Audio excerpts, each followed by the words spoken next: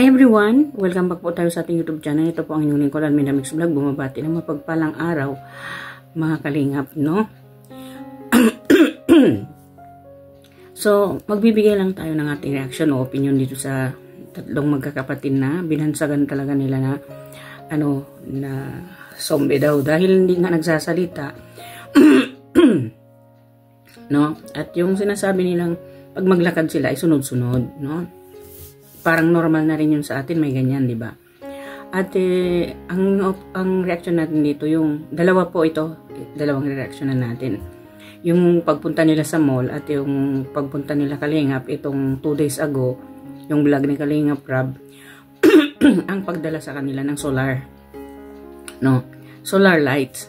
So, uunahin natin, bago po natin yung talakayin, ako'y nagbabaka sakali kung hindi pa kayo nakasubscribe sa aking munting bahay, baka pwede pong pakipindot ng subscribe button dyan, mga kalingap, no? At isali na rin natin ang notification bell para updated tayo sa ating mga nire-reactionan, no? Dito sa Kalingap. At ganun din po, nagre-reaction din ako din sa ka-business, no? At huwag po natin kalimutang suportahan ang ama ng Kalingap, si Kuya Bal Santos Matubang, Kalingap Rob, at Edna Vlog, at Jack Tapia Matubang po, no? At suportahan din po natin ang ka-business official, ang kanyang anak na si Papa Dins, at yung pangalawa nilang channel, ang ka-business family. No, at ang lahat po ng kasamahan kong karepa na reactors, paki-subscribe at support natin po sila. At ang lahat po ng Kalingap reactors, sali natin mga Kalingap, no? So, mag-undago na tayo. Dito tayo muna sa namasyal sila. Pangarap at promise naman talaga ni Kalingap Rob na sila ay ipapasyal. Para nga sila yung ma-expose, no?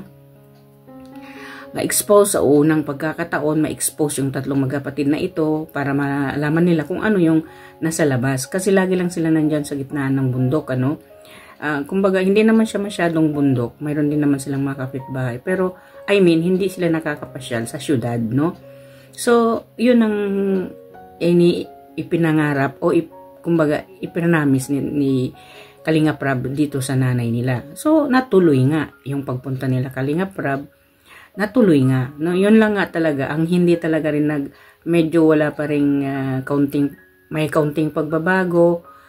Minsan walang pagbabago. Kasi, nung pumunta si Kalingap Rob dito, nagtago na naman itong si Bea at saka si Melissa.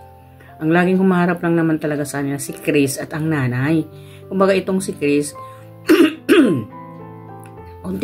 parang na rin na, nasasanay na rin siyang kausapin si Kalingap Rob. No, hindi natin alam, no, parang natatiming yung gusto nilang makipag-usap, ayaw nila. Parang mayroon silang minuto o yun na nga, minuto na gusto nilang makipag-usap. May minuto rin naman na hindi talaga sila sumasagot. Hindi natin alam kung no, kasi maraming nagsasabi baka na-trauma dahil sa nangyayari, trauma na ayon naman dito kay Chris na inaaway sila dati, no? Kumbaga siguro binubuli, may traumang takot sila sa tao o yung bang trauma yung bang napapahiya dahil sa pambubuli ng mga tao. Di ba mga Kalingap? So, yun na nga at pinasyal sila para makita nila yung yung mayroon doon sa syudad. Kasi, di naman natin masasabi parang nasa ibang planeta sila. Actually, nasa bundok lang sila. Hindi sila, kumbaga, wala silang kakayahan pupunta sa na syempre, no, alam naman natin, nakita natin yung kalagayan nila. Kaya nga, pinupursige ni Kalingap Rob ang itong mga bata. Masanay, no? Itong mga dalagita. So, yun natuloy nga, ipinasyal sa mall dito sa Dait ni Kalingap Rob. No, medyo okay rin naman, pero medyo may pagkailang. Medyo naiilang sila kasi first time nga nila dito sa pamamasyal sa mall. No? Ang dahil din naman sa ating wapitong Kalingap, si Boss Kalingap Rob, no? So, syempre, inintroduce ni Kalingap Rob at itong maganda at at least na experience nitong magkapatid na to na sila ay nakasakay ng kotse, sila ay naipasyal sa mall. Na ayon naman sa nanay, first time talaga nila mapuntahan ang mall. So, parang medyo may pagka-excitement din yung mga bata, no? Kasi, nung sinabi ni Kalinga Prab, sige magbihis na kayo, syempre nagbihis naman talaga sila agad, no? So, ayun, nasa mall sila, ay pinapakita ni Kalinga Prab, iniikot-ikot. Kung halimbawa talaga yung takot sila o wala silang alam, marunong din naman sila sumakay sa escalator, no? Kasi, although first time nila, pero marunong sila. May mga first time natatakot, ano? Instead na mag-escalator, maghagdan na lang, no? Pero sila marunong din naman, no? So, it means, itong mga tatlong magkapatid, parang madali silang turuan. Kung hindi lang sila nahihiya, kung nakikipag-cooperate, no? As nakita natin dyan sa mga comment section na hindi daw paulit-ulit na lang si Kalinga Prab, pero parang hindi nagko-cooperate yung dalawa, si Melissa daw at saka si Bea, no? So, syempre parang medyo matagal-tagal ito bago, kumbaga sa pagte-training natin, no, kung mayroon tayong halimbawa lang, no, hindi ko naman hinahalimbawa yung mga bata na sa hayop, pero tayo kung mayroon tayong parang inaalagaan, ano, matagal naman talaga natin sila paamuhin. Matagal naman talaga natin sila pasunurin, no? Ito sa mga magkapatid na ito, syempre, kumukuha si Kalinga Prab kung ano yung anong kiliti ng mga magkapatid para maging close sa kanya. So, syempre, si Kalinga Prab, lalaki kasi siya. Ito kasing tinutulungan ni Kalinga Prab, mga dalagitang babae na hindi sanay. Kumbaga, nahihiya siguro sila dahil syempre, Kalingap yun, ano? Natural, imposible hindi pa nila napapanood si Kalinga Prab. Mayroon silang telepono binigay ni Kalinga Prab. Sa kapogihan ba naman ni Kalinga Prab, syempre nahihiya kang humarap talaga, no? Kung kung iisipin natin ang pogi ni Kalinga Prab, no? Andyan kaharap mo ang pinaka sikat na social media influencer na isang vlogger, no? Si Kalinga Prab nasa harapan mo. So, at yung ano pa ng mga batang ito, ng mga magkapatid na ito, hindi sila sanay. Hindi sila sanay sa matao, hindi sila sanay na may ibang tao. Kumbaga, nasanayan nilang sila lang, no? So, maganda itong idea ni Kalinga Prab at dinala sa town, dinala doon sa mall. Ayun, at kumain, no? Dito tayo sa pagkain na, nagmerienda sila. In order yung croissant ni Kalinga Prab na tinapay na croissant at yung halo-halo nga. Etong si Bea at saka si Melissa, hindi ginalaw yung pagkain. Kumbaga siguro sa nahihiya. Maraming kaharap, no? Hindi nasanay. So, maraming nagsasabi sa atin sa comment section, dapat masanay sila. Of course, first time talagang mahiyayan, no? Siguro, second time, third time, lalo na gusto nilang kasama itong si Grace, no? Si Kalingap Grace. So, 1 time, 2 times, 3 times, or 4 times, masanay na rin yan, no? Huwag tayong magbigay ng ating negative comment o negative think na walang pagbabago. Mayroong magbabago sa kanila kasi hindi lang kasi talaga sila nasanay na mayroon sigurong ibang tao silang makakausap, no? Dapat intindihin natin yung ganun, no? Mga kalingap, no? Alam naman natin, no? Sa ganitong mga sitwasyon na alam natin, hindi naman magkapareho talaga. Mayroon naman talaga nakatira din sa bundok, ay kung i-interviewin mo, ay madada. Nasa kanya-kanya siguro sila. Yung mga magkapatid na ito, mayroon silang trauma na hindi nila makalimutan. No, yung pinahiya sila, na binuli siguro sila noon. Ayun ang napasok sa isip nila. Nang lahat ng mga tao ay mambubuli, lahat ng mga tao ay hindi magandang kasama. Lalo na pag sa maraming tao. Nasa isip siguro nila yung ganong sitwasyon, no? So, at ayun na nga, at pinamilhan din ni Kalinga Prab ng mga necessary na para katulad ng mga accessories, no? Pabango at yung mga bags na kailangan nilang gamitin para sa kanila, no? Kumbaga, binigay ni Kalinga Prab talaga yung best niya dito sa magkapatid na ito para masanay. para masanay at pinasyal para masanay din. Pero yun lang nga daw, dinala ni Kalingap Rab doon sa mga children's section, yung mga children's zone, yung mga paglalaro, hindi pa rin daw sila na-enjoy. Kumbaga, first time nila yun, hindi talaga sila ma-enjoy doon. Lalo't lalo na may nakikita silang ibang tao, mayroon silang nakasaluma nakalabilo sa kanilang hindi gaano nila close. Parang ganon yung feel ng mga bata. Sa akin lang, sa may sarili tayong opinion, mga Kalingap. So, magpupunta po tayo dito sa pagbibigay ni Kalingap Rab. Itong 2 days ago na vlog ni Kalingap Rab, nagdala siya ng mga materials or mga equipments para sa pagtatanim na para hindi sila mahirapan.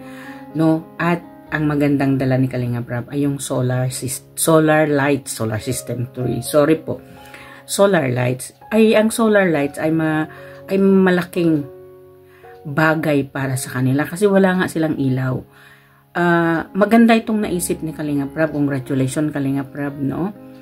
Ang nagdala siya ng solar light dito sa mga bata, no? Itong mga dalagita na ito ay syempre hindi man natin nakitang natutuwa sila.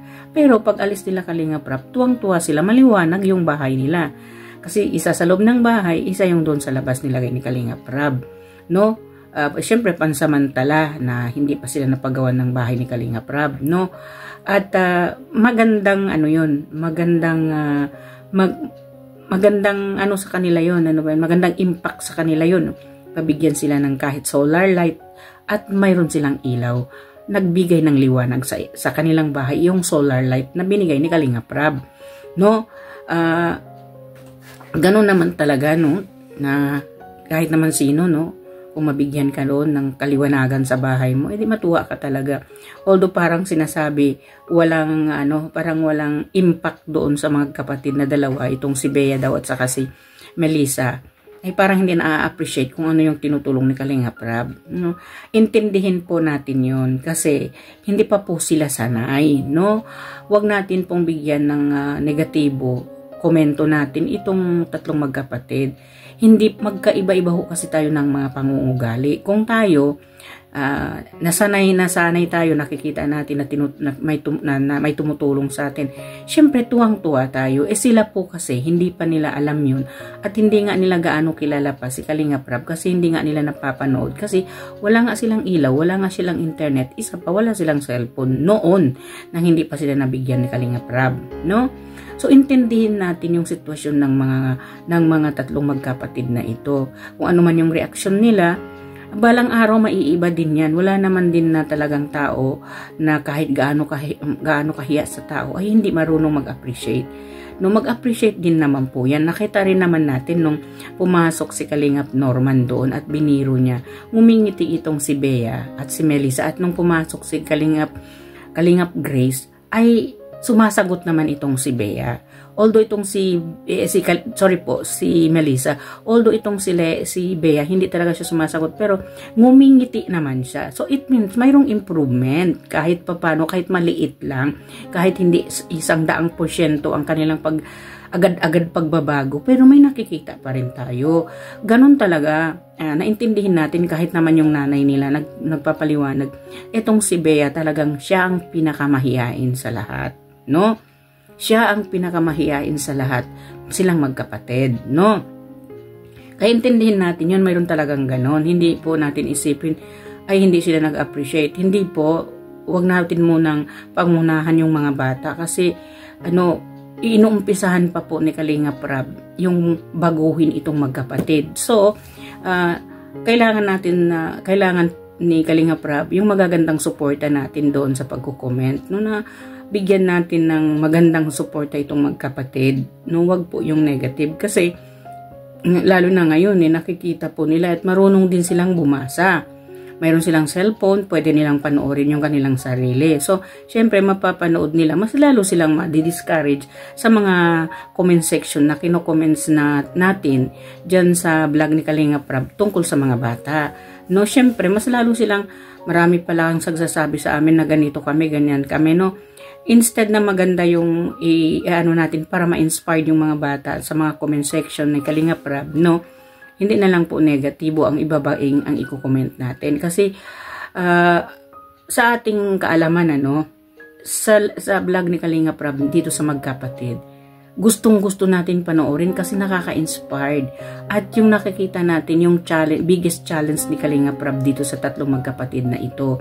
Ito yung biggest challenge ni Kalinga Prab sa tatlong magkakapatid. Kaya nga nagustuhan natin itong episode ni Kalinga Prab dito sa tungkol dito sa tatlong magkapatid na binansagan nilang zombie. Kasi alam niyo po kung bakit ko nasabi yun. Milyon-milyon po yung views ni Kalinga Prab dito. Dito lang nga po sa 2 araw na ito mahigit na 400,000, magpa 500,000 na. So, within 1 week or 6 days, magmimilyon na naman po siya. So, ibig sabihin, tinangkilik natin, gusto natin itong episode ni Kalinga Prab sa Magkakapatid, So, siyempre, hindi naman natin lahat talaga mapiplease kung anong gusto natin i-comment. So, mga bata, nagpupursigi si Kalinga Prab, positive si Kalinga Prab, na yung mga bata masasanay rin, makakausap, makikipag-usap, makikihalubilo sa ibang tao. Yun ang aim ni Kalinga Prab, para mabago yung mga tatlong magkapatid. Kasi babae sila, kailangan nila makipaghalubilo ma-expose ang ganda nila kasi may mga itsura yung mga bata. Yun lang po. Hindi naman po ako nagmamagaling. Wag po ninyo ako namang ibas dahil dito. Ang akin lang po natin, yung bang intindihin natin yung magkapatid lalo. Actually, dito sa huling vlog ni Kalinga Prab, dito 2 araw pa lang nakalipas, ay si Melissa at si Bea ngumingiti sa biro ni Grace at biro ni Norma, ni Kalingap Norman. At least may reaction. Hindi katulad noon, hindi talaga. Ngayon, ngumiti, tumatawa, nakita natin yung ngiti at tawa ni Melissa dito, at saka yung ngiti ni Bea. So, it means may impact na, unti-unti na mayroon ng unti-unting nakikitang impact dito sa tatlong magkakapatid na to, So, mga Kalingap, mga ka-reactors ko dyan, ng supports ng Kalingap, maraming salamat po. At sana po ay nagustuhan po ninyo itong aking reaction video. Kung nagustuhan po ninyo, pag-share, likes at comments ng aking reaction video. At don't forget to subscribe po ng aking munting bahay at ng Kuya Bal Santos Matubang, Kalinga Prab at Edna Vlog at Ma'am Jack Tapia Matubang at ang lahat po ng reactors ng Karepa at reactors po ng Kalingap at reactors ng Kabisnes. Maraming salamat po. May Allah bless you at bless us all. Hanggang sa muli po nating pagkikita. Bye bye po mga Kalingap. See you again.